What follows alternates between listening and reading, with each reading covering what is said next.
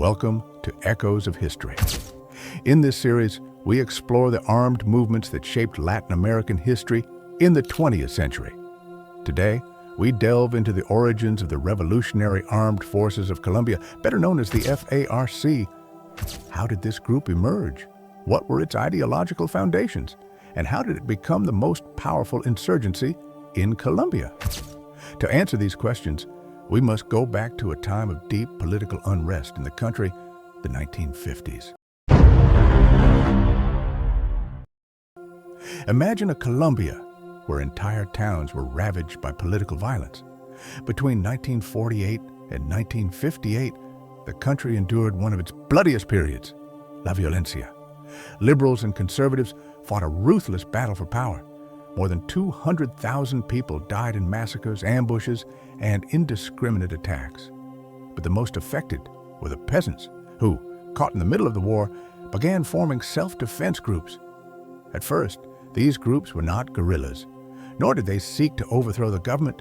They simply wanted to protect their land and families from armed militias and state repression. Meanwhile, the Cold War intensified global tensions.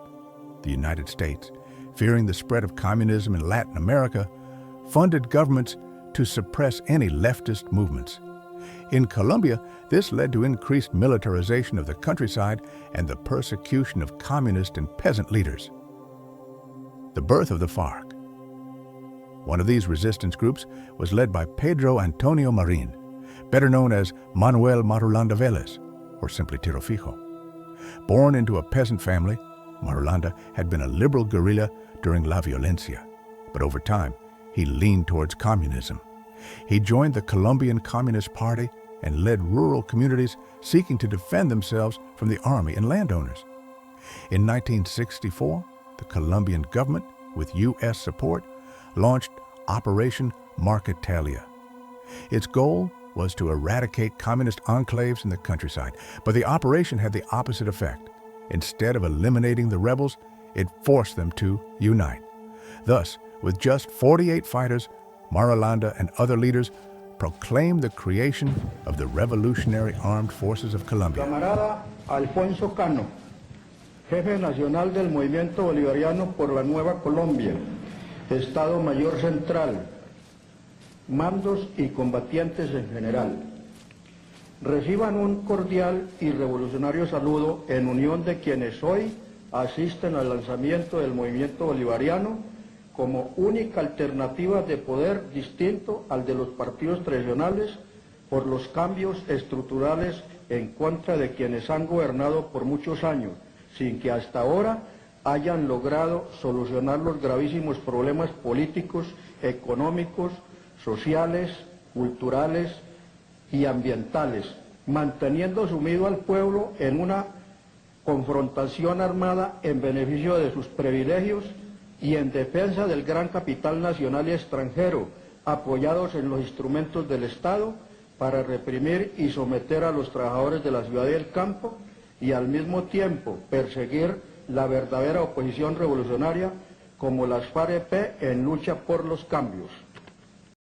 Their primary demand, land reform that favored peasants and limited the power of large landowners. But their struggle soon became something much larger: ideology and strategy. The rise of the FARC. The FARC adopted a Marxist-Leninist ideology, convinced that armed revolution was the only way to change Colombia's political and economic structure. During the 1970s and 80s, the group strengthened by controlling vast rural areas, collecting revolutionary taxes from farmers and businesses, engaging in kidnappings and extortion to finance operations, forming alliances with other leftist movements. The FARC became the most powerful guerrilla group in Colombia, with thousands of combatants and a presence that challenged the state. But were they truly the defenders of the people, or had they become another oppressive force? The FARC emerged as a response to violence and inequality, but its evolution turned it into a central player in a war that would last for decades. In the next episodes, we will analyze its rise, its ties to drug trafficking, and the peace efforts that transformed Colombia. If you're interested in the history of armed movements in Latin America, subscribe and join us on this journey through history. Until next time,